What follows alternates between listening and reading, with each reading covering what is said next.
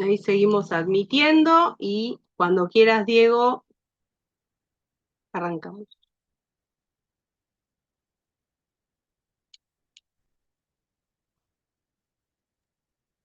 Esperamos dos minutos más, Dale, dale, por lo perfecto. menos. A ver, Aquí.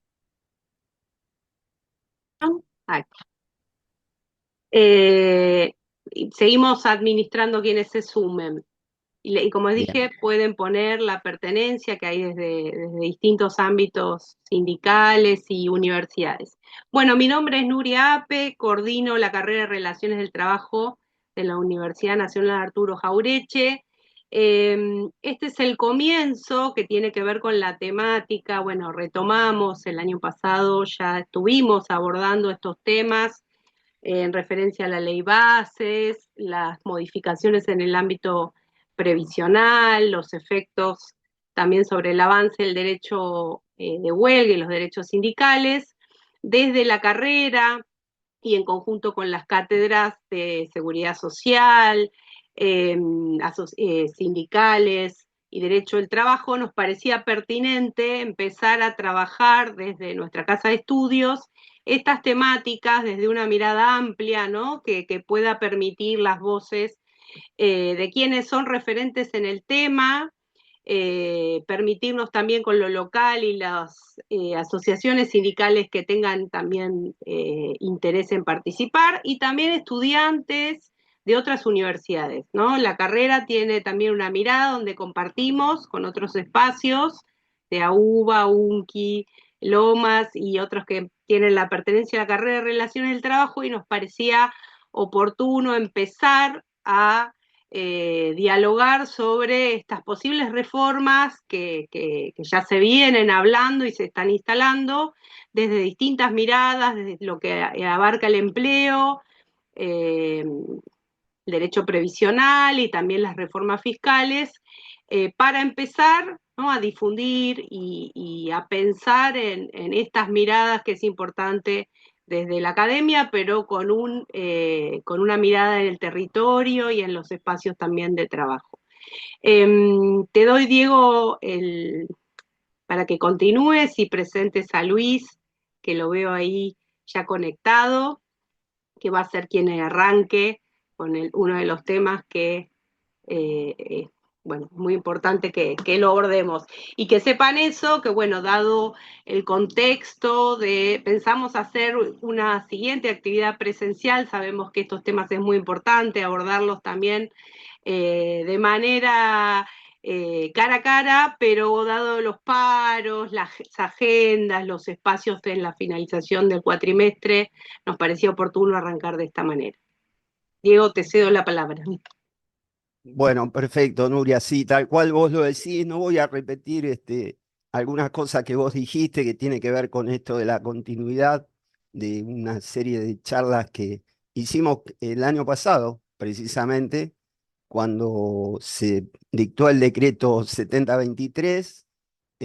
Bueno, ahí estuvimos trabajando las cuestiones que vos mencionabas de libertad sindical, medidas legítimas de acción sindical, todas esas restricciones, incluso la ampliación de lo que eran los servicios esenciales, ¿no? En ese momento, y después la ley bases. Tuvimos en ese momento visita de tanto especialistas como dirigentes sindicales, tanto del CGT como de la CTA en ese momento. Y entonces esto es una continuidad de esas charlas, ¿no? Porque de algún modo en el discurso circulante se vuelve a instalar esta cuestión de la necesidad imprescindible de una reforma laboral.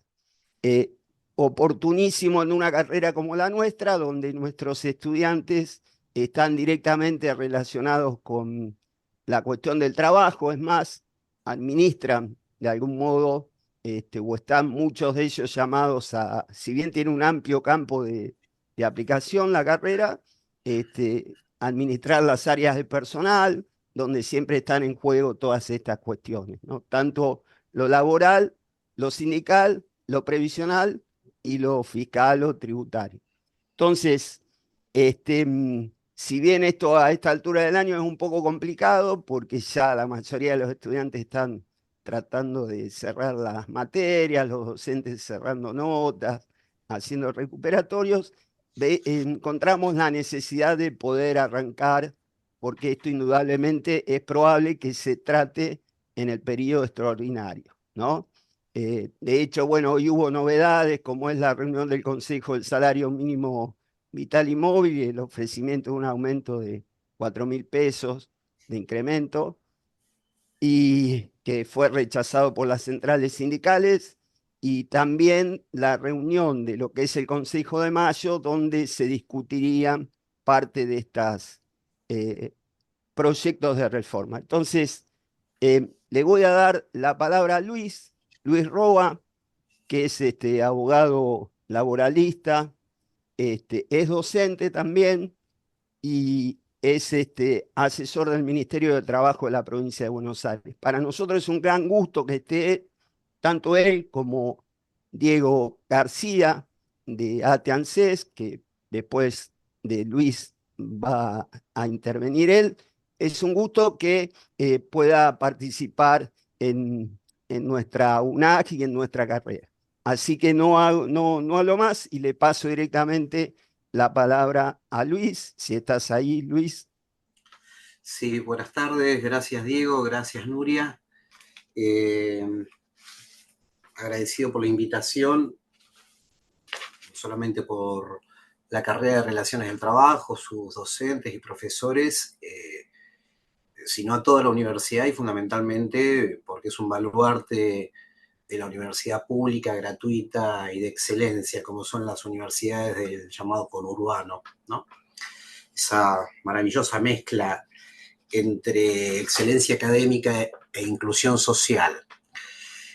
Me parece que ese es un dato que le da realce a la convocatoria, porque si tuviéramos que hacer sociologismo de poca monta, podríamos decir que todo saber es un saber situado.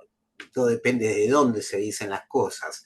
Y no es una cuestión, pero para nada menor, que sea una universidad como la Jaureche, la convocante. Así que muchas gracias. Dicho eso, es un tema extenso, con lo cual voy a tratar de ir a los temas puntuales. Por una cuestión básica, cuando vamos a afrontar la reforma laboral post ley bases, post DNU 70 del 2023, lo que hay que definir, bueno, qué reforma vamos a tomar. Por una cuestión metodológica, aclaro, lo que voy a tomar como punto de referencia es un borrador que trascendió hace unas 4 semanas del Consejo de Mayo, un borrador de 109 artículos que es absolutamente expansivo en todo, se proyecta en todas las dimensiones del derecho del trabajo, del derecho individual y colectivo, tanto en la ley general, que es la ley de contrato de trabajo, como en los estatutos profesionales, pero también en la ley de asociaciones sindicales, en la ley de negociación colectiva, perdón, en la ley de convenciones colectivas de trabajo, la 14250. Se proyecta sobre la regulación, una vez más, de los servicios esenciales y una serie de dispositivos jurídicos varios. Dicho esto, me parece que lo que hay que detectar en esta reforma, que no es la reforma laboral, nosotros ya venimos de un proceso de reformas laborales, que si se quieren, comenzó esto el 14 de diciembre del 2023, con la implementación del protocolo antipiquete mediante una resolución que fue la 943 del 2023 del Ministerio de Seguridad de la Nación. En la misma sintonía también hemos tenido otras.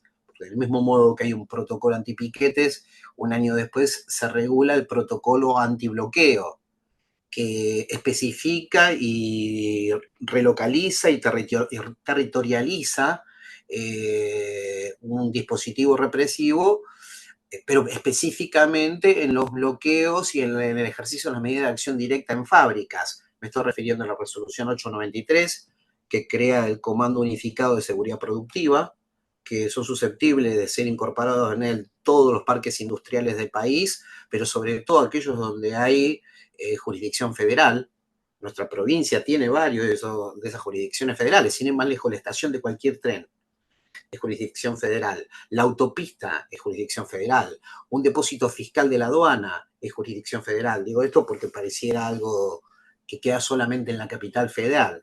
En ese sentido también hay una regulación, hay una reforma laboral con la resolución 893 y la 901, pero también están las más conocidas, ¿no? El DNU 70 del 2023, que desde el 30 de enero del 2024, el título laboral está suspendido y pendiente de resolución por parte de la Corte Suprema de Justicia de la Nación. Lo cual, por un lado, generó expectativas oportunamente en el sentido de que estaba suspendida la reforma que tenía íncita, pero por otra parte sabemos que si esa misma instancia judicial avanza, de acuerdo a los antecedentes más recientes de la Corte Suprema de Justicia de la Nación, bueno, no es un escenario muy promisorio. Luego de eso, tuvimos la discusión de la ley bases, como señalaba Nuria, Diego, de esto se estuvieron discutiendo. Yo mismo estuve participando en alguna actividad, invitado por la Confederación General del Trabajo, la regional Varela, Quilmes, Berazategui, ahí en la Jaureche, y las 62 organizaciones peronistas también estuvimos ahí discutiendo por la ley base que entró en vigencia el 9 de julio del año pasado. Y eso es una tremenda reforma laboral, que esto viene a completar algunas de esas partes que quedaron sueltas. Ya podría decirles, no solamente con la reforma de la ley bases, es absolutamente estructural, sino con solamente 2 artículos, 3 artículos que hubieran quedado de la ley bases, es una reforma estructural. Y ahora voy a ver concretamente a qué me refiero cuando entremos en las cuestiones. Hay reformas puntuales, DNUs que se dictan, reformando la ley de asociaciones sindicales, que desfiguran las competencias del ex Ministerio de Trabajo, concretamente de la Dirección Nacional de Asociaciones Sindicales, que desfiguran las competencias fundamentalmente vinculadas a la elección de autoridades de organizaciones sindicales. Un dato, en la Argentina este año se eligen 1.500 nuevas conducciones sindicales. No es un dato aleatorio, es un dato central para tener en cuenta. El DNU 340 que arremetió de vuelta sobre la huelga en los servicios esenciales. Bueno, en ese contexto aparece esto, no es la reforma laboral. No, es un nuevo capítulo de una reforma laboral muy profunda que, sin temor a sonar desmedido, dislocado, creo que es un gran emblema de cara a que el próximo 23 de abril del 2026 se cumplen 50 años del más brutal desguace que ha sufrido la ley de contrato de trabajo, cual fue al comienzo de la dictadura cívico-militar. Yo creo que el desguace que se está haciendo de la ley de contrato de trabajo y de otras normativas equivale a eso que se hizo hace casi 50 años. Estamos a muy poquito tiempo de producirse eso. Y esto es un símbolo en sí mismo. Bueno, estamos consumiendo muchos símbolos en estos días vinculados con lo mismo, ¿no? Perdón que salga del temario, pero no hay nada malo que un general sea ministro de defensa. Pero el tema es cuál es el mensaje que uno quiere dar, qué sentido se quiere construir a partir de eso, sobre todo en estos meses que vienen, que vamos a entrar en una remembranza de tiempos muy jorobados para los argentinos, sobre todo para la clase obrera. La reforma laboral, insisto, vamos a avanzar ahora hasta donde nos dé el tiempo. Te pido, Diego, por favor, yo soy un desastre con los tiempos. Atrévete a cortarme en cuanto se te ocurra, lo mismo digo para vos, Nuria. Hay reformas de tipo tangencial y hay reformas de tipo estratégico. Y yo me atrevo a decir, el otro día lo dije por ahí y mi presentador se enojó un poco, decía, hay reformas de carácter inteligente. ¿A qué me refiero con reformas de carácter inteligente? Si quieren lo pongo entre comillas, lo entrecomillo, la expresión inteligente, que son reformas que tienen capacidad de reproducir reglas de juego nuevas. Es decir, ejemplo, digo algo al voleo.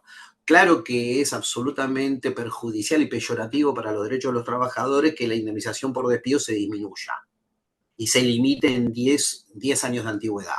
Claro que es extremadamente peyorativo, pero es mucho más peligrosa una reforma que habilite a los convenios colectivos de trabajo a modificar el régimen de extinción del contrato de trabajo. ¿Por qué? Porque los convenios colectivos de trabajo van a tener esa capacidad de penetrar hasta el infinito en todo el diseño de las relaciones laborales. Digo, eso es una reforma inteligente. Si yo reformo las reglas de la negociación colectiva, eso produce un impacto mucho más profundo que tal vez modificar puntualmente algunos elementos de la ley de contrato de trabajo. Digo esto porque también va a ser, en ese sentido, si modifico las reglas de juego de la negociación colectiva, va a ser no solamente una reforma de alto impacto, va a tener una profundidad mucho mayor, sino también que va a ser invisible. Porque modificar convenio colectivo de trabajo, un escenario donde, ahí estoy viendo distintos interlocutores sindicales, los que se animaron a prender la cámara. Sabemos perfectamente que la Secretaría de Trabajo de la Nación está haciendo un uso discrecional de un acto de control y fiscalización de la negociación colectiva, ¿cuál es la homologación? La homologación es un dato central en el escenario que viene. Si a eso modificamos las reglas de juego, evidentemente es sombrío lo que puede llegar a venir por delante. Con respecto a esto, señalemos un par de cosas de la ley bases. Que, qué sé yo, la ley bases habilitó, por ejemplo, el fondo de cese laboral. Sí, es gravísimo, es gravísimo. Pero, por ejemplo, agregó un inciso más, que es el inciso D, al artículo 2 de la ley de contrato de trabajo. ¿Qué dice la ley de contrato de trabajo? La ley de contrato de trabajo excluye a tal universo, tal universo, tal universo, concretamente los trabajadores públicos nacionales, provinciales, municipales, el personal de casas particulares. La dictadura en el 1980, agregó los trabajadores agrarios, pero lo que agrega la ley bases es aquellos trabajadores contratados bajo las modalidades del Código Civil y Comercial de la Nación. Y eso, que puede parecer inocuo, genera un territorio, una zona de exclusión. Yo siempre jorobo con que mi pibe, que tiene 11, 12 años, me dice que se construye con esto un multiverso. Pues es fanático de Marvel, ¿no? Es un multiverso, como un universo paralelo donde no rige el derecho de trabajo. ¿Quiénes habitan ese universo paralelo? Los trabajadores contratados por las modalidades del Código Civil y Comercial de la Nación. ¿Y por qué digo multiverso? Porque hacen exactamente lo mismo que los trabajadores del universo, de los que sí están dentro de la ley de contrato de trabajo, pero a ellos no se les aplican las condiciones de la relación de dependencia. Por eso digo, algo tan quirúrgico como es agregarle un inciso al artículo 2 de la ley de contrato de trabajo, va generando territorios de exclusión. Es decir, no toco la ley, pero la ley no la aplico. Entonces, estoy aplicando reglas de juego particulares fuera del territorio del derecho del trabajo. Esto no es nuevo, lo agrego y vamos a ir en esa sintonía viendo el último proyecto del Consejo de Mayo. No es nuevo porque lo inventaron los españoles en épocas de Rajoy, ¿no? Que habían inventado en España las trades, que eran los trades, perdón, los trabajadores autónomos dependientes económicamente. Lejos de ser un oxímoron, lejos de ser un barbarismo lo que acabo de decir, reitero, trabajadores autónomos dependientes económicamente, una suerte de, como si habláramos del negro blanco, más allá del recurso semántico, eso significó en países como España que haya 3 millones de trabajadores que hacen exactamente lo mismo que los trabajadores registrados como corresponde, bajo la relación de dependencia, pero para ellos no rige el derecho del trabajo. Entonces se va construyendo ese multiverso, un universo paralelo donde existe una clase obrera bis, ¿sí? Y se va construyendo una clase obrera bis con un escenario de no derechos. Digo esto porque esto es una reforma inteligente y, sin ir más lejos, este proyecto agrega otro inciso más. A quienes no se les va a aplicar la ley de contrato de trabajo a los repartidores de plataformas. Y ya de ahí tenemos un universo extensísimo también. Los repartidores de plataformas no utilizan la expresión trabajadores. Sistemáticamente evita la expresión trabajadores. Es una reforma inteligente. Modificar los principios del derecho del trabajo es una reforma inteligente. Qué sé yo, señalo algo que a veces pasa de largo de la ley base. Yo sé que lo hemos tratado en este escenario. Pero la ley bases modifica y desguaza un principio liminar del derecho al trabajo, que es el principio de primacía de realidad. En criollo, para los que no son abogados, General Perón lo diría claramente, la única verdad es la realidad. Ese debe ser el principio que gobierna esta primacía de la realidad. Pero, ¿cuáles eran las dos grandes disrupciones de ese principio de primacía de la realidad? Históricamente, el fraude laboral, expresado de dos maneras. Y el fraude laboral, un viejo profesor mío me decía que el fraude laboral y el derecho al trabajo habían nacido al mismo día, a la misma hora, porque el día que se inventó la protección laboral, se fueron recreando las formas de evitar la protección laboral. Tienen la misma edad. Por eso no existe un derecho laboral que esté despojado de mecanismos en contra del fraude. Nuestra ley de contrato de trabajo, redactada por el asesinado por la dictadura Norberto Centeno, básicamente decía que hay dos elementos que fundan el fraude. Uno, la interposición de personas.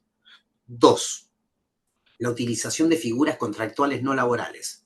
Es decir, ahí hay un contrato de trabajo, pero yo digo que es un contrato de locación de servicios, o contrato de servicio, como se dice ahora. Bueno, acabo de decir que la ley bases legitima, sacando del derecho al trabajo los contratos de servicio, con lo cual desguazo una de las patas que caracterizaban el fraude. Lo otro, la interposición de personas. ¿Qué significaría la interposición de personas? Veo el listado ahí. Yo contrato a Sonia para que trabaje para Brian. ¿Sí? Contrato a Sonia para que trabaje para Brian. ¿Eso qué es? Un triángulo. Un triángulo. Eso es una interposición de personas. Eso es estrictamente lo que llamamos tercerización. Pero, ¿qué decía Centeno? Mirá, si fulano contrato a Mengano para que labure para Perengano, el empleador es quien ves vos todos los días. ¿Para qué? Para evitar precisamente el trucho. No obstante, el que contrató y el que utiliza la fuerza de trabajo van a ser solidariamente responsables. La ley base, perdón, reitero, Diego, yo sé que esto es tal vez noticia vieja, pero se inscribe en lo nuevo. La ley base es lo que dice que el empleador no es quien emplea la fuerza de trabajo.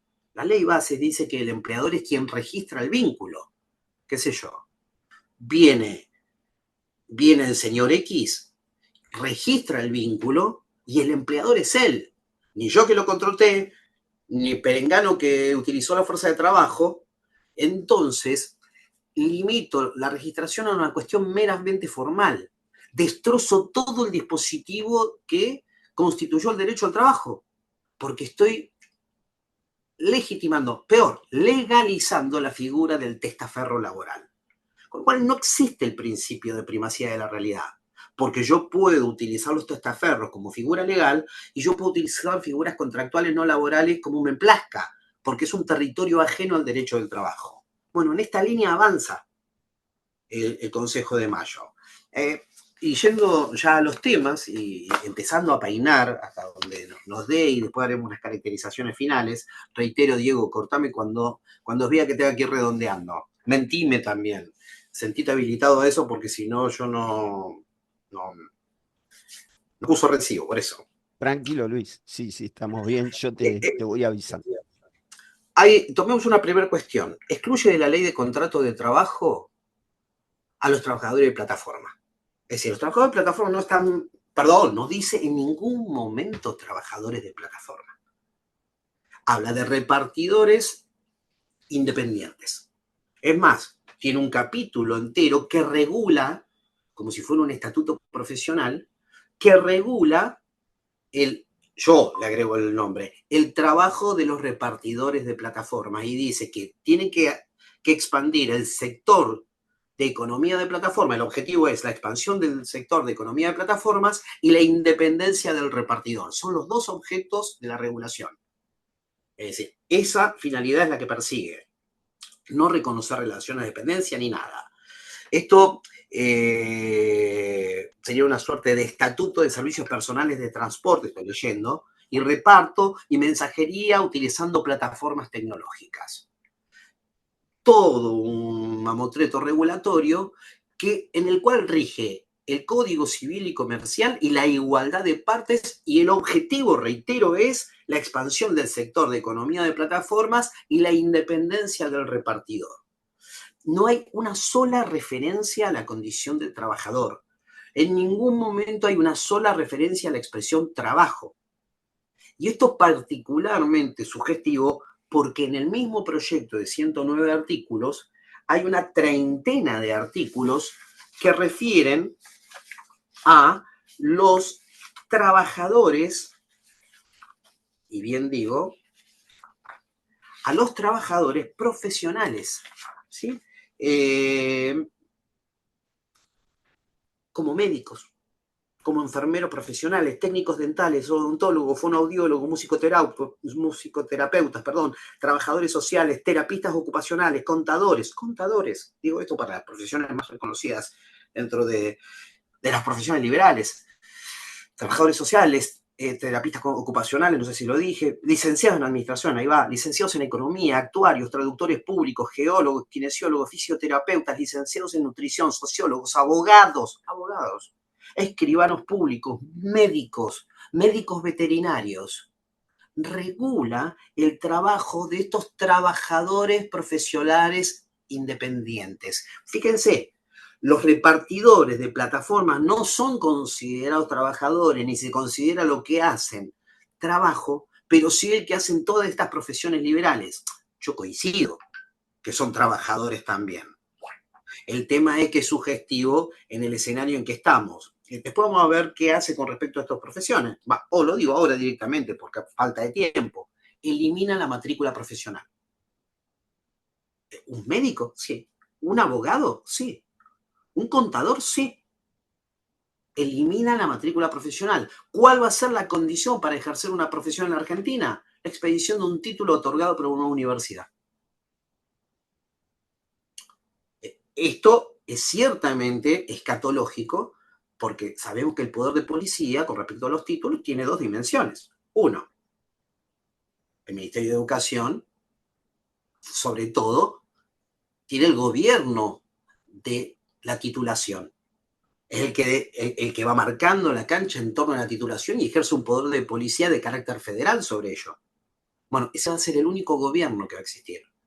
Porque el ejercicio del poder policía que tiene cada colegio profesional en cada provincia con relación a cada profesión, prácticamente se vacía. Como va a haber libertad de matrícula, el que quiere matricularse, el que quiere asociarse a un colegio de abogados, de escribanos, lo que fuera, lo puede hacer. Y si no, no. La matrícula no va a existir como tal.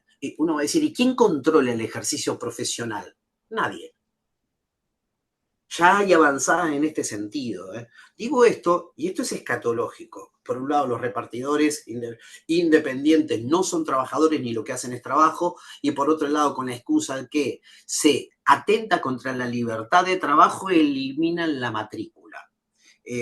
Tal vez, no sé si ha sido muy oportuno, Nuria, porque se van a desesperanzar nuestros compañeros y compañeras estudiantes que están acá en el Zoom, ¿no? Pero con esos bueyes aramos. En este marco, volviendo al tema de plataformas, y con el tema tecnológico de las TICs, se deroga la ley de teletrabajo que tiene solamente 5 años. Se deroga la ley de teletrabajo.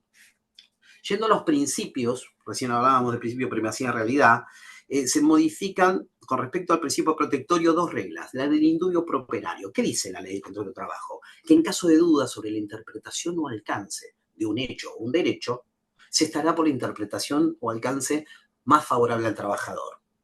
Rescata del baúl de los recuerdos una teoría absolutamente antiquísima.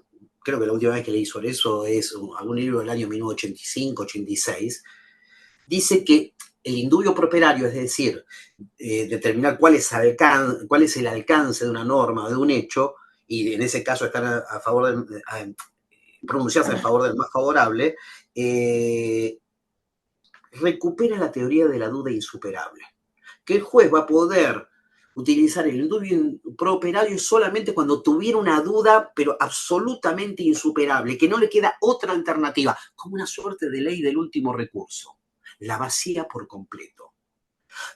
Es más, dice que en un juicio laboral, donde hay una fuerte intervención del juez, donde el principio protectorio también tiene un anclaje muy fuerte en un juicio laboral, dice que en el juicio laboral debe haber igualdad de partes y en toda la gama de análisis de la prueba y del derecho.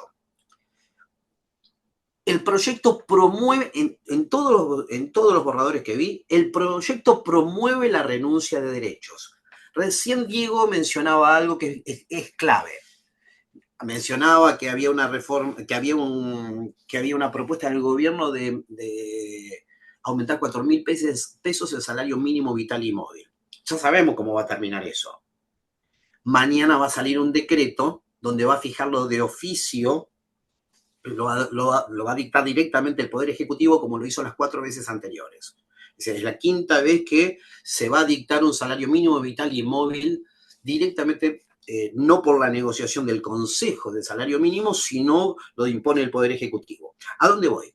El salario mínimo hoy todavía está en 322.000 pesos. Está por debajo de la línea de indigencia individual, no de una familia, ni qué hablar. Una familia está muy por encima de eso.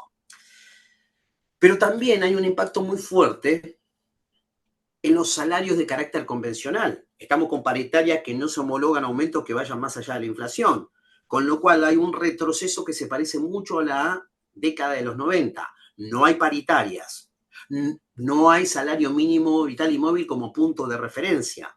Esto es ciertamente importante. ¿Qué es el salario mínimo vital y móvil? El salario mínimo vital y móvil es la presencia del Estado. ¿Qué son las paritarias? Es la presencia del sindicato. Con lo cual, si yo estoy inoculando, neutralizando el anclaje que hace la paritaria y el salario mínimo vital y móvil, lo estoy desplazando al sindicato y al Estado de la intervención dentro de la fijación del salario. Bueno, ¿a dónde voy? Si un salario promedio puede estar, qué sé yo, en 1,5 millones, estoy tirando un número al azar, el salario mínimo vital y móvil está en 322.000, dijo 1,5 millones de salario promedio de paritarias. Es muy probable que ante el retiro del Estado y del sindicato, lo que esté empezando a suceder cada vez más, el salario se mano a mano entre el trabajador y el empleador. La relación individual de trabajo es la que determina, en definitiva, cuál va a ser el monto del salario. Ponele, si el salario de la paritaria es de 1,5 millones, un ejemplo, y vos pactaste un salario de 2 millones, está por encima de lo que dice el convenio colectivo de trabajo, la negociación colectiva. Ahora, ¿podés renunciar a eso? Esto fue una discusión que duró muchos años. Si yo puedo renunciar a esos 2 millones hasta el piso de la paritaria. ¿Puede mañana el empleado decirme, no, te voy a bajar el sueldo que yo pacté con vos hasta el límite del convenio colectivo? Esto ya no se puede hacer desde el año 2011 por la reforma de Héctor Recalde, que dice que los trabajadores no pueden renunciar a los mejores derechos provenientes de la ley, del convenio colectivo, el estatuto, pero tampoco del contrato individual de trabajo. La reforma laboral nos propone volver al texto original. ¿Cuál es un eufemismo que se utiliza para decir, puedo volver a renunciar hasta el límite del convenio colectivo de trabajo? Eso sería modificar condiciones esenciales del contrato de trabajo. Y hay un artículo en la ley de contrato de trabajo que dice que yo no me pueden modificar condiciones esenciales del contrato de trabajo unilateralmente. Bueno, y si eso pasa, ¿qué herramientas tengo? O me puedo considerar despedido, o puedo ir a un juez y pedir una medida cautelar, una medida de no innovar para que retrotraiga la situación porque el cambio ha sido ilegítimo. Nos propone la reforma laboral que igual que lo hizo la dictadura durante 30 años, hasta el 2006 estuvo esta norma, modificar el ius variandi, el artículo 66 de la LST, estableciendo que la única opción que tiene el trabajador frente a una modificación de una condición esencial del contrato de trabajo, bajarme de 2 palos a 1,5 millones, la única opción que tengo es considerarme despedido. Y que en el escenario que se abre para adelante, sabemos que cualquier escenario es válido, menos ese. Menos ese. Sabemos perfectamente cómo está el escenario. Hoy, cualquier trabajador que reciba una indemnización o un retiro voluntario no le sirve absolutamente para nada porque se lo consume simplemente la realidad. No tiene escenarios de inversión, no hay una tasa de actividad que pueda decir voy a invertir acá y este negocio es rentable. No existe eso. Con lo cual, reitero, se va a poder renunciar a los derechos provenientes de lo que pactaron las partes. La única opción frente al uso ilegítimo de ius variandi va a ser considerarse despedido, con lo cual se van estrechando los elementos, las posibilidades. A esto se agrega que la reforma faculta que en los casos de acuerdos transaccionales, conciliatorios, liberatorios, los acuerdos. Ejemplo, Diego, yo tengo una controversia, vos sos mi empleador, yo soy el trabajador o viceversa. Tenemos una controversia. Vos decís es blanco, yo digo que es negro, que sí, que no, que sí, que no. Hay una controversia. ¿Cómo se resuelve eso? Generalmente podemos ir a un juzgado, podemos ir a la autoridad de aplicación, al Ministerio de Trabajo de la provincia de Buenos Aires, a los efectos de llegar a un acuerdo. Y ese acuerdo, sin reconocer hechos ni derechos, pero respetando el orden público, ¿qué va a decir? Bueno, homologo este acuerdo y una vez homologado este acuerdo, no van a poder reclamar más las partes, ¿sí? Pero ¿qué es lo que sucede? Esta reforma faculta a las autoridades de aplicación, a los ministerios de todas las provincias, o ministerios o secretarías, y también de la capital federal, a homologar acuerdos donde puedan renunciar a derechos. ¿Cuál es es decir, yo voy a la Secretaría de Trabajo, al Ministerio de Trabajo, llega un acuerdo, un acuerdo perjudicial donde yo estoy renunciando a derechos, me homologan ese acuerdo, yo no puedo volver a reclamar más. ¿Por qué? Porque la homologación produce un efecto, la cosa juzgada, es decir, la imposibilidad de generar reclamos ulteriores. ¿Se entiende lo que señalo? Es decir, todo un sistema, todo un dispositivo tendiente a que al trabajador renuncie a derechos. Esta teoría, que la autoridad de aplicación sirve para poder homologar este tipo de acuerdos, es del año 1975, cuando no les gustaba la ley de Centeno. Digo esto porque han buscado en los baúles más antiguos que tienen. Cuando digo, ¿cuánto tiempo pensaron esta reforma laboral? Y yo digo 50 años. Hace 50 años que están pensando esta reforma laboral. Entonces, avanzo. Antigüedad. Si uno tuvo sucesivos reingresos a las órdenes del mismo empleador, se acumulaba la antigüedad. Ya no. Lo que voy a poder acumular como máximo de un empleo anterior, yo laboro para mi patrón. Laburo 10 años. Me tomo un año sabático y vuelvo a las órdenes del mismo empleador. Bueno, solamente de los 10 años primeros voy a poder conservar 2 dentro de la antigüedad. Se licúa la antigüedad. La subcontratación. ¿Qué es la subcontratación? Cuando una empresa principal subcontrata parte de su proceso productivo en una empresa secundaria. Lo que la jurisprudencia ha ido mucho más lejos que la ley, porque, por ejemplo, ha dicho que son solidariamente responsables una empresa principal y la subcontratista con respecto a las actividades principales y las actividades accesorias que contribuyan al cumplimiento de la principal. Me explico. Un banco. Un banco tiene un servicio de vigilancia privada. ¿La vigilancia privada es un servicio, es una actividad principal? No, es una actividad accesoria, pero en un banco coadyuva el cumplimiento de la principal. Es imposible que un banco funcione sin seguridad. Bueno, excluye expresamente el nuevo texto del artículo 30 las actividades accesorias. Al mismo tiempo que la responsabilidad ya no va a ser solidaria. ¿Cómo sería esto? Responsabilidad solidaria, que el principal, el banco y la subcontratista responden frente a cualquier deuda vinculada al contrato de trabajo de la seguridad social. ¿En qué sentido?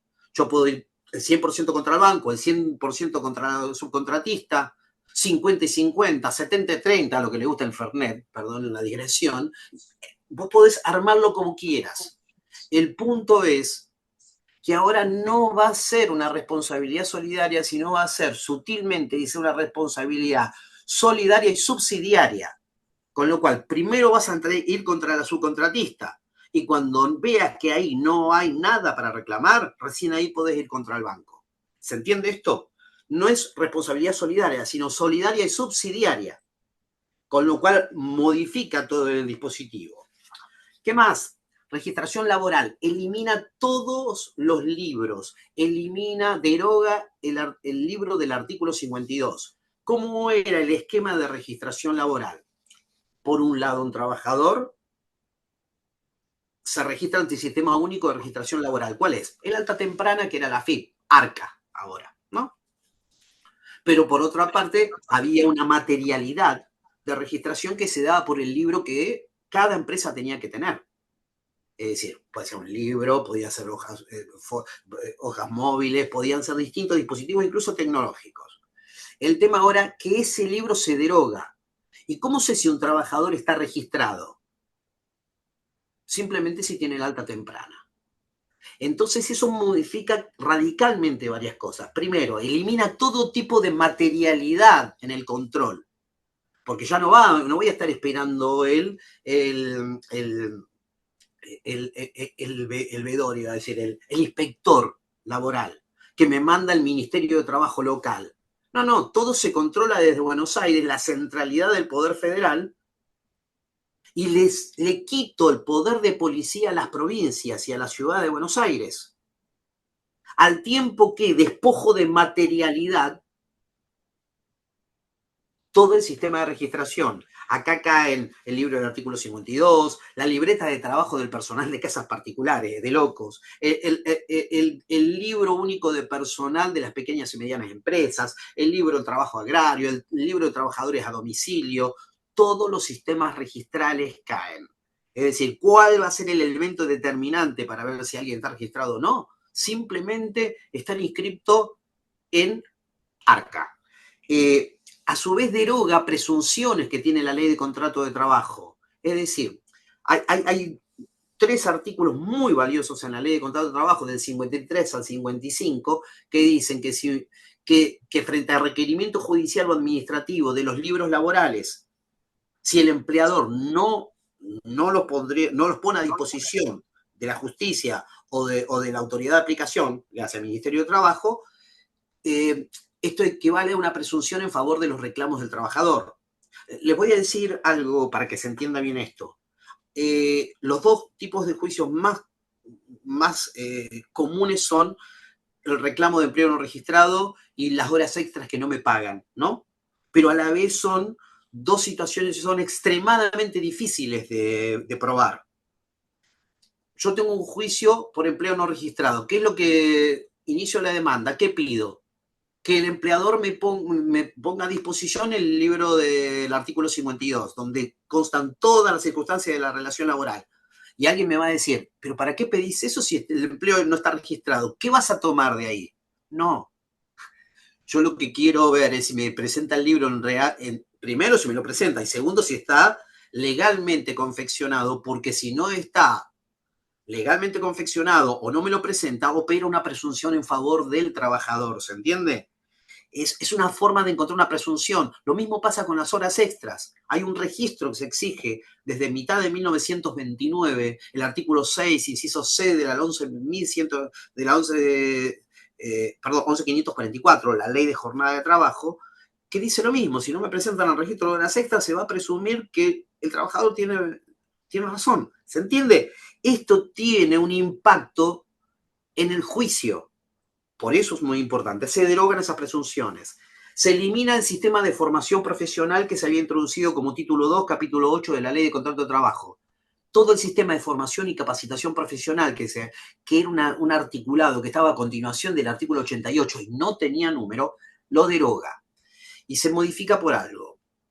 ¿Cuál era la característica del sistema impuesto en ese momento por la Ley 24.576? fundamentalmente le otorgaba al Estado un rol central en la formación profesional, pero también coadyuvaban al cumplimiento de ese rol estratégico del Estado, raro para el menemismo esto, por eso nunca se le dio número ni nada a la ley, a los artículos de la ley, también a los sindicatos. ¿Qué hace esta reforma? Elimina, desplaza absolutamente al Estado y desplaza absolutamente a los sindicatos de la formación profesional. Ahí lo estoy viendo Emiliano Barraza, que tienen innumerables centros de la Federación Gráfica Bonaerense, innumerables centros de formación profesional, verdaderas escuelas de oficios en este siglo XXI.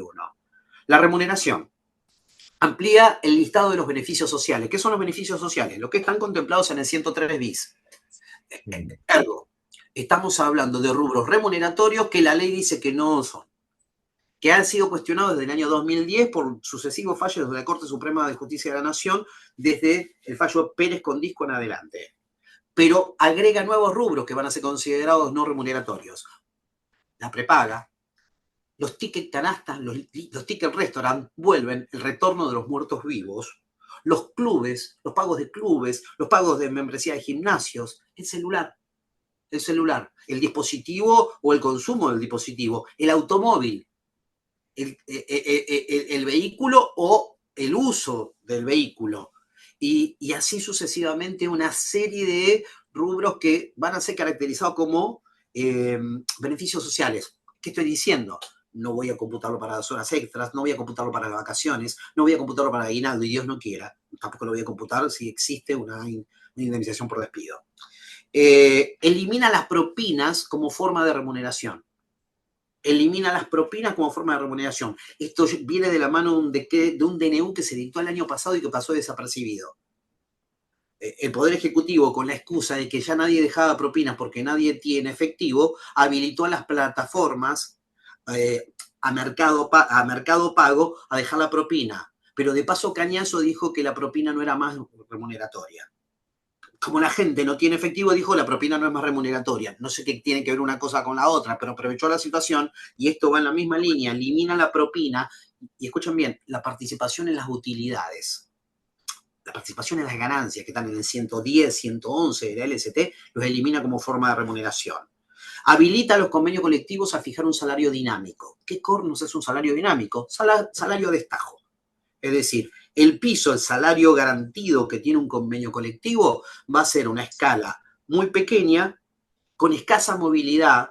Incluso se atrevieron a decir, cuando el secretario de Trabajo Cordero llegó a decir, incluso por debajo de la movilidad del IPC, de la inflación, con lo cual el salario dinámico va a ser lo que está por encima de ese límite.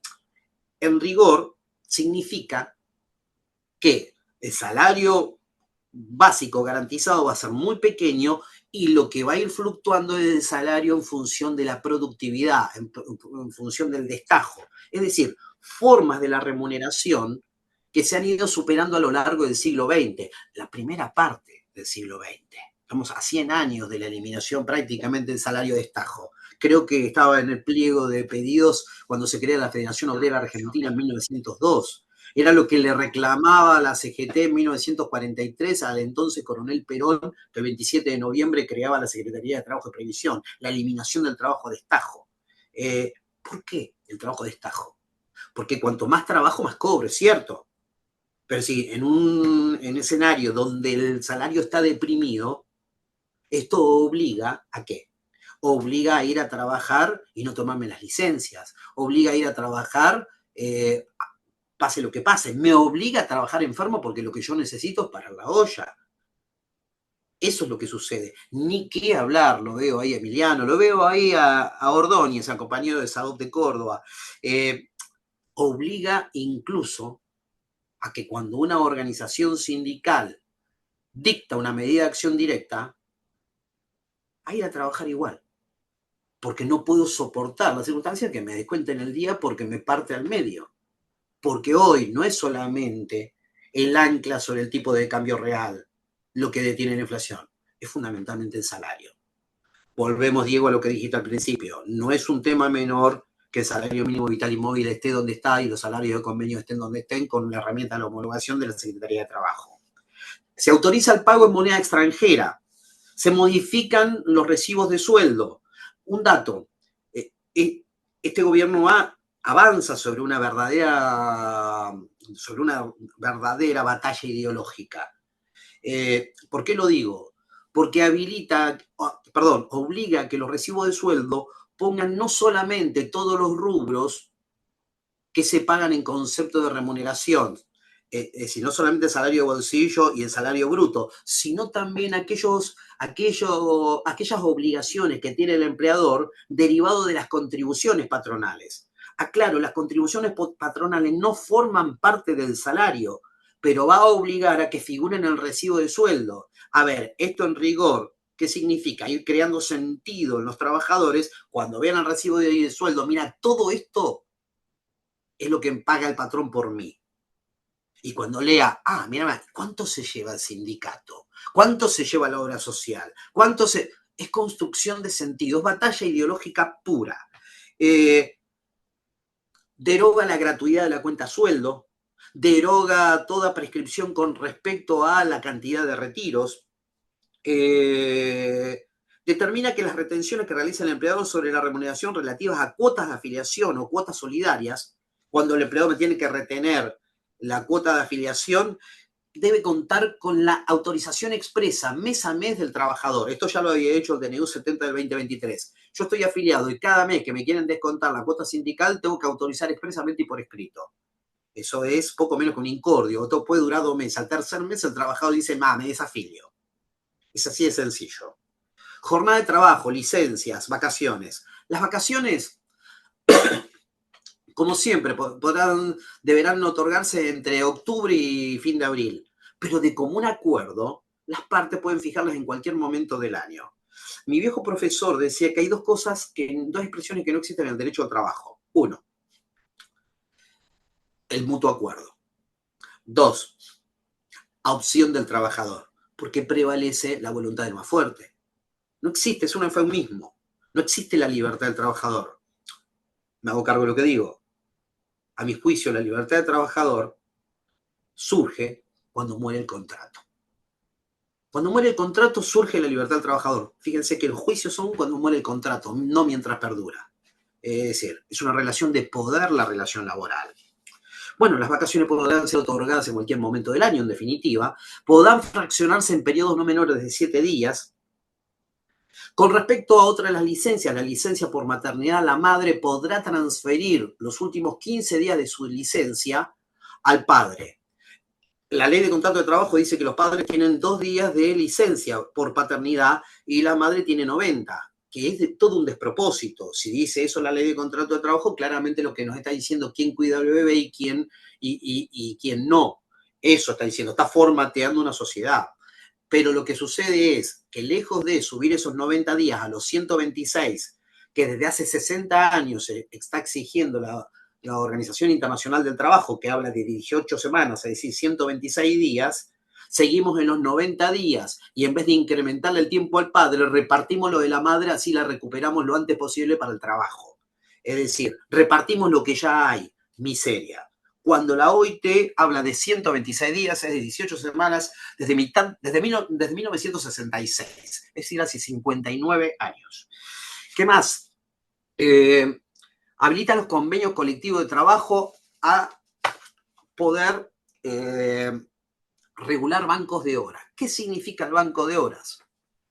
Un banco de horas es que la jornada de trabajo va a perder sus límites diarios e incluso sus límites semanales. El único límite que va a haber, 12 horas entre jornada y jornada. Entre la jornada laboral de hoy y la jornada laboral de mañana tiene que haber 12 horas. Y en algunos casos, un límite a fin de semana de 35 horas. Pero dentro de ese lapso, el empleador puede decir, mira, hoy trabajas 12 horas y mañana trabajas 4. En promedio, entre los 2 días son 8 horas. Pero no es lo mismo trabajar 12 horas, qué sé yo. Solamente el que no trabaja puede decir alegremente, bueno, hago esto. Estar al lado de una fundición, estar horas y horas al lado de una fragua, estar en un balancín, es decir, solamente el que no trabaja, el que trabaja en una curtiembre manipulando elementos químicos durante 12 horas, solamente un animal. No, los animales son mejores. Perdón, discúlpenme. Los animales son mucho mejores que esto. Solamente el que en su vida ha trabajado no sabe lo que significa trabajar de continuo 12 horas. Es decir, con lo cual no es que dice la reforma vas a trabajar 12 horas, sino que se genera un sistema de créditos de modo tal que desguaza el límite de la jornada diaria. Cuidado. Yo escucho por ahí dentro de la reforma que nos merecemos algunos que dicen que hay que bajar la cantidad de días por semana. No, hay que bajar la cantidad de días por semana y la cantidad de horas cada día. Porque no sea cosa que el día de mañana no laburemos los lunes o no laburemos los viernes y trabajemos 12 horas cada día. Y desaparecen por completo y hasta el infinito las horas extras, ¿se entiende? No es que no las trabaje. Claro que voy a trabajar por encima de la jornada diaria, pero no van a ser contabilizadas como horas extras. Es una cuestión no de no trabajarlas, sino una cuestión conceptual. En las enfermedades inculpables se limitan del siguiente modo. Las enfermedades inculpables dan derecho a una licencia paga mientras se da la enfermedad inculpable, que es de hasta 3, hasta 6 o hasta 12 meses, depende de la antigüedad, más o menos de 5 años de antigüedad o las cargas de familia. Bueno, de ahora en más se va a pagar eso, pero van a ser prestaciones no remunerativas. Con lo cual, el trabajador que está enfermo, que se olvide prácticamente del aguinaldo, de que se compute eso para las vacaciones, etcétera, etcétera, etcétera. No obstante eso, ni siquiera va a ser lo que va a cobrar un trabajador en actividad.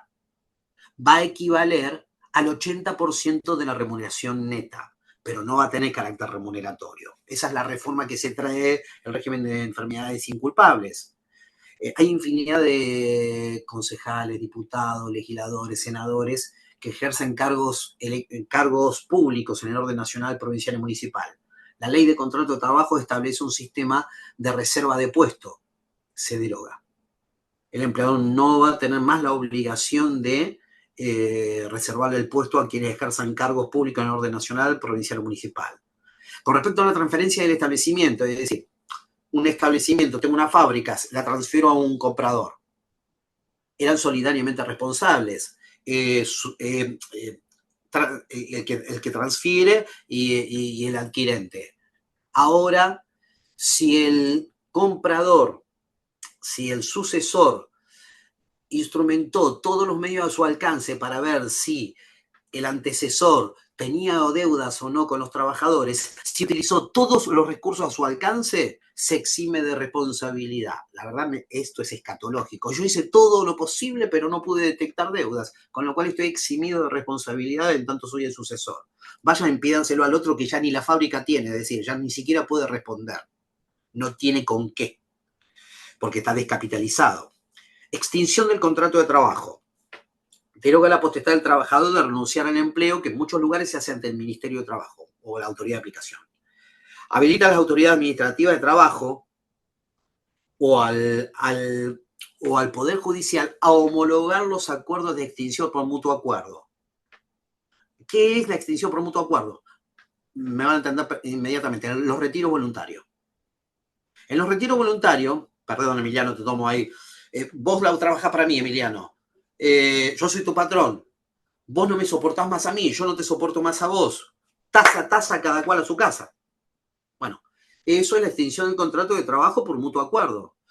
Vos tenés que ir a la Secretaría de Trabajo o a un juzgado y ahí hacer el acuerdo. Pero ambos estamos de acuerdo. Vos querés irte, yo quiero que te vayas. ¿Se entiende esto? Esto es así. Con lo cual, nunca procede la homologación porque no hay controversia de derechos ni de intereses. Hay un común acuerdo. Perdón que sea muy obvio lo que digo.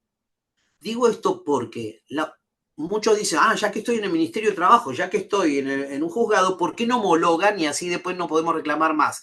No, porque una cosa es un acuerdo donde hay controversias y otra cosa es un acuerdo donde precisamente parte de la base de que no tenemos intereses o derechos diferenciados. ¿Se entiende esto? Si él se quiere ir y yo quiero que se vaya, nunca estuvimos en desacuerdo. instrumentaremos que la extensión es del mutuo acuerdo. Digo esto porque lo que está proponiendo la reforma laboral es que los retiros voluntarios sean homologables por parte del Poder Judicial y por parte de la autoridad de aplicación, con lo cual, una vez producidos, nada más pueden reclamar las partes, la cosa juzgada. Todos sabemos que los retiros voluntarios se utilizan para disfrazar despidos. Todos lo sabemos. Es como un elefante que decimos, no, es un perro chihuahua y vemos el bulto del elefante. Pero el punto es que con respecto a esto, es tan brutal que amplía el seguro de desempleo, las prestaciones por desempleo, incluso para el caso de los trabajadores que se han retirado por mutuo acuerdo. ¿Se entiende? Es decir, toma la realidad, que en realidad los retiros voluntarios disfrazan despidos, hasta el extremo que también le voy a pagar en esos casos el seguro de desempleo. Lo introduce la reforma laboral. Se modifica el artículo 245, un mes de sueldo por cada año de servicio o fracción mayor de 3 meses, tomando como base la mejor remuneración mensual normal y habitual de vengada. ¿Qué dice con respecto a eso? Si vos tenés más de 10 años de antigüedad, hasta ahí llegó la indemnización. Si las remuneraciones son variables, no voy a tomar la mejor remuneración, si no voy a tomar un promedio de los últimos 6 meses. Jamás voy a tomar como remuneración de vengada, como sucede en la provincia de Buenos Aires y 16 provincias de la Argentina, como base de cálculo también el aguinaldo. Ningún rubro trimestral, semestral o anual, ya sea que se devengue o se perciba, no va a ser considerado en el cálculo del 245. Y en este esquema vuelve a tirarle un centro a la conformación de los fondos de ceses laborales que sustituyan la indemnización por despido. Se mete en el tema del despido discriminatorio, ¿pero qué? Tiene menos de un año el despido discriminatorio. ¿Qué dice el despido discriminatorio? Que cuando hubiera un despido discriminatorio, brutalmente la ley base decía que el despido vale. Y le pone precio. Si es grave, un 50% de incremento. Si es muy grave, el 100% de incremento. Pero no le resta eficacia al despido. Es plenamente válido el despido discriminatorio y a la vez el que tiene que probar la discriminación es la víctima. Brutal, por donde se lo mire. Bueno, lo hicieron peor, porque elimina expresamente la discriminación por carácter de etnia, ideología, opinión política o gremial, género, orientación sexual, caracteres físicos o discapacidad. Créditos laborales.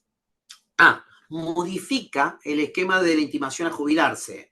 Todo indicaría, Diego, y esto es muy bueno, los aportes que nos haga el compañero a continuación, ¿qué trae la reforma previsional? Porque deja de decir cosas, la ley de contrato de trabajo, claramente en sintonía con la ausencia de una ley que se debe estar haciendo en paralelo. Digo, es absolutamente congruente con la implementación de una jubilación a los 70 años. Se reforma el artículo 252 de la LST. Créditos laborales. ¿Existe la industria del juicio en Argentina? Claro que existe la industria del juicio en Argentina.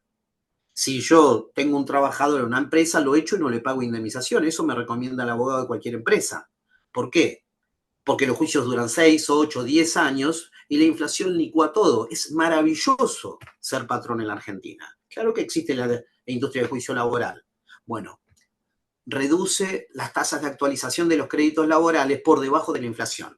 Lo que establece es el IPC más una tasa bruta, tasa pura del 3%. Habilita a pagar las sentencias laborales hasta en 12 cuotas actualizadas por los mecanismos que acabo de determinar. Hay muchos juicios en la actualidad frente a la ausencia de una normativa que ataque todo lo que significa la clandestinidad laboral. Esto lo derogó todo la ley bases. Hay muchos reclamos por daños y perjuicios. La reforma laboral regula los reclamos por daños y perjuicios teniendo que ajustar estrictamente lo que reconozca el juez a lo que estrictamente, perdón, por la redundancia, por la repetición, a lo que ha probado el trabajador.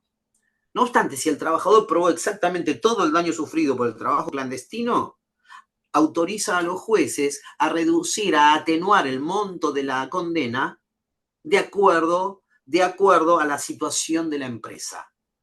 Se consagra el indubio pro empleador. Trabajo de mujeres. Excluye a las mujeres de las tareas prohibidas por la 11.317. ¿Cuáles son las tareas de la 11.317? Ahora las mujeres, en una auténtica expresión de igualdad de género, lo que propone la reforma laboral es que las mujeres puedan hacer tareas penosas, riesgosas o mortificantes. Es decir, trabajar en una mina, trabajar en las canteras, trabajar en hornos de fundición, levantar bolsas en el puerto. Bueno, no es tan malo. El otro día me encontré un libro de construcción que dice, por primera vez en su vida, las bolsas de cemento, como nadie las compra, ya no son de 50 kilos, son de 25. Pero me dijo, tarde, mi espalda ya está hecha pedazos, ¿no? Simplemente porque ya nadie compra bolsa de 50. La crisis ha llevado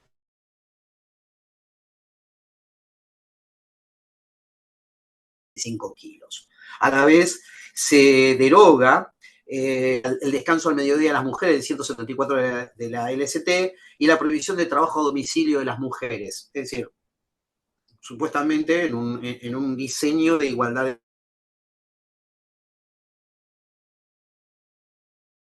El impulso de los juicios va a tener que ser de parte y no de los jueces, y reduce y limita los honorarios profesionales, tanto de peritos como de abogados intervinientes. La huelga.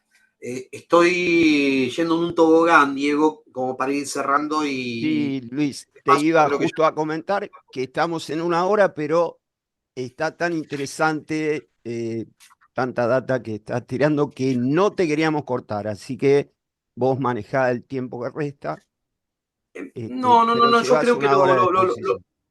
lo podemos más o menos manejar porque buena parte ya está dicho. Perfecto. Pero la huelga.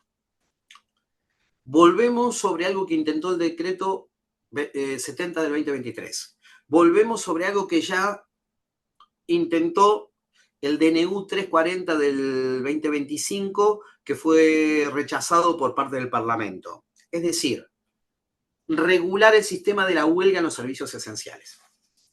¿La huelga debe ser reglamentada? La huelga ya está reglamentada desde enero de 1959, desde el frigorífico Lisandro La Torre. Digo esto para los que no se enteraron. A solamente un año y medio de consagrarse en el 14 bis como derecho. Pero hay un consenso universal en el sentido que la huelga, como derecho fundamental, debe ceder frente a la existencia de otros derechos fundamentales. Y ahí entramos en el territorio de los servicios esenciales. La OIT y la ley 25877, promulgada durante la presidencia de Néstor Kirchner, establece la OIT, toma los criterios de la OIT y dice, mira, servicios esenciales en sentido estricto son